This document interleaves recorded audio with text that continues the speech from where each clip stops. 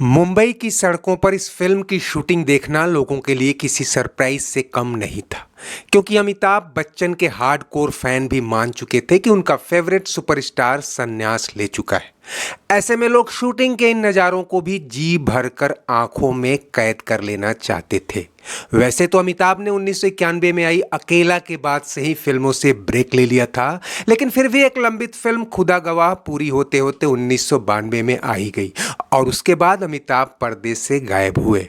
ऐसे में इस फिल्म का आना उम्मीदें जगा गया कि पर्दे की शहंशाही अभी खत्म नहीं हुई है।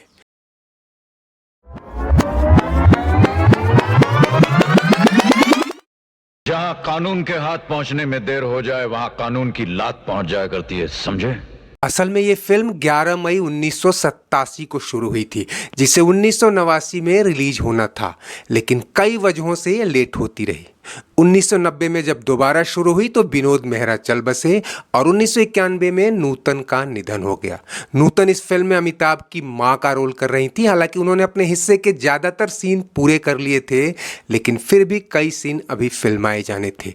एक आध शॉट तो डुप्लीकेट की मदद से पूरे कर लिए गए, लेकिन अब दो अहम एक्टर्स के जाने से पोस्ट प्रोडक्शन और एडिटिंग टेबल पर कई चीज़ें नए सिरे से करनी पड़ गई। कम लोग जानते हैं कि यही नूतन जो अमिताभ के शुरुआती संघर्ष के दिनों में 1973 में आई फिल्म सौदागर में उनकी बीवी के रोल में दिखी थी। लेकिन पब्लिक के लिए अब ये कोई सरप्राइज नहीं था, क्योंकि वहीदा रहमान, राखी सरीखी कई लीड एक्ट्रेस जो पहले अमिताभ की हीरोइन रही थी, उनकी माँ भी बनी। उस पर से नूतन तो थोड़ी ज़्यादा ही सीनियर थी।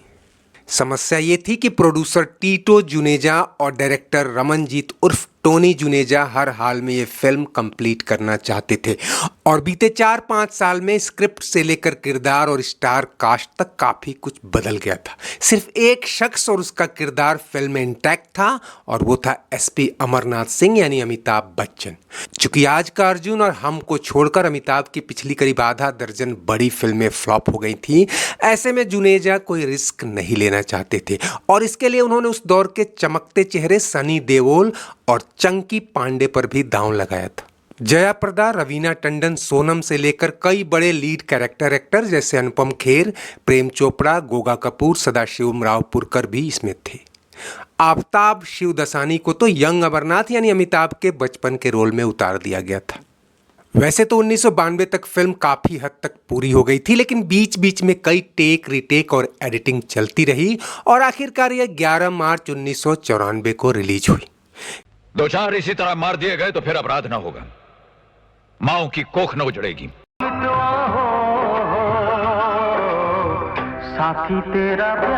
पिछले 2 साल से अमिताभ के फैंस उन्हें देखने के लिए तरस रहे थे। ऐसे में इसे ग्रैंड ओपनिंग मिली, लेकिन बहुत जल्दी पता चला कि कच्चे प्रोड्यूसर डायरेक्टर ने अमिताभ को भुनाने के चक्कर में 80 के दशक के फिल्म 90 के बीचों बीच उतार दी और वो आउटडेटेड लगने लगी।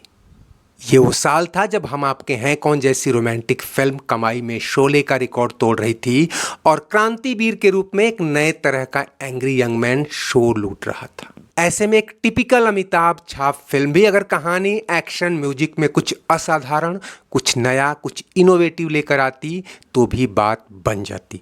लेकिन यहाँ तो अमिताभ से उम्मीदें काफ़ी ज़्यादा थी, मानो लाखों लोग अरसे से भूखे हों और वो खाने के लिए उन पर टूट पड़े। दर्शकों ने तो फिर भी पहले हफ्ते में वफादारी निभाई, लेकिन क्रिटिक्स हाथ धोकर अमिताभ के पीछे पड़ गए, मानो उन्होंने ब्रेकअप के बीच एक लंबित फिल्म पूरा करके कोई गुनाह किया हो। कई पत्रिकाओं ने पुराना राग अलापना शुरू किया, Amitabh is finished, finished, finished. कहानी एसपी अमरनाथ की है, जो पहले अपराधी गोगा और बाद में उसके गैंगस्टर बेटे ब्रिजभान के नेटवर्क से लड़ता और जूझता है। आतंकवाद, भ्रष्टाचार और अपराध के सेंट्रल आइडिया में कई और कैरेक्टर अपना पार्ट खेलते हैं। प्यार और रोमांस का तड़का भी है, माँ के इमोशनल पंच भी हैं। ईमानदार पुलिस ऑफिसर फांसी के तख्ते तक जाते जाते बच निकलता है और फिर तमाम तरह के नाटकीय लटके झटकों और क्राइम एक्शन ड्रामा के डोज के साथ एंडिंग होती है। इसमें कोई शक नहीं कि अमिताभ की फ्लॉप फिल्में भी अपनी लागत तो निकाल ही लेती हैं। इस फिल्म ने 4 करोड़ के बजट के मुकाबले करीब 3 गुना कमाई की थी, लेकिन तब न तो अमिताभ का दौर था और न ही उनकी टिपिकल कहानियों के कदरदान थे। जब अग्निपथ तमाम नए प्रयोगों के बाद भी धमाल नहीं मचा पाई तो इस कहानी में तो कुछ खास था ही नहीं।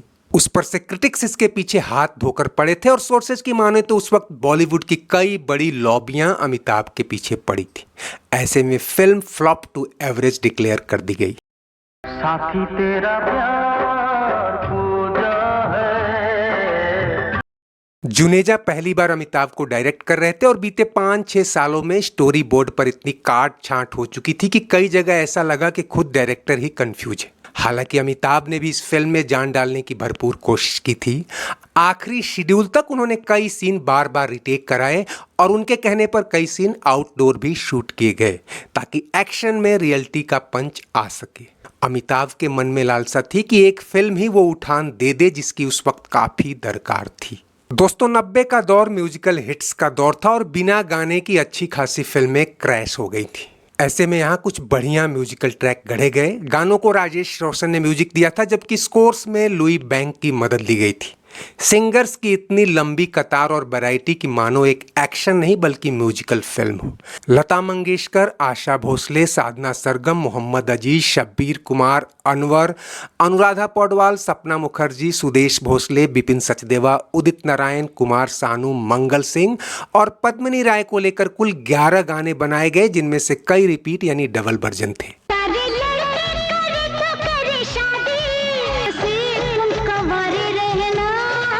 हालांकि आलोचकों की माने तो ये गाना पाकिस्तानी फिल्म बेकरार से लिया गया था।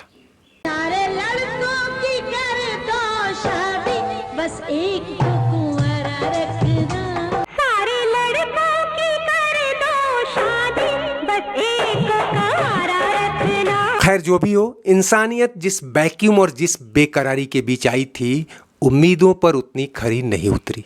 हालांकि तमाम एस्थेटिक और टेक्निकल कमजोरियों के बीच फिल्म में कई सीन बेजोड़ थे। कुछ डायलॉग्स ने तालियां भी बटोरी, लेकिन तब तक बॉक्स ऑफिस की डिमांड और दुनिया इतनी बदल चुकी थी कि अब बिना किसी इनोवेशन या नएपन के सिर्फ अमिताभ के नाम पर फिल्म को भुना ले जाना सबके बस का नहीं था।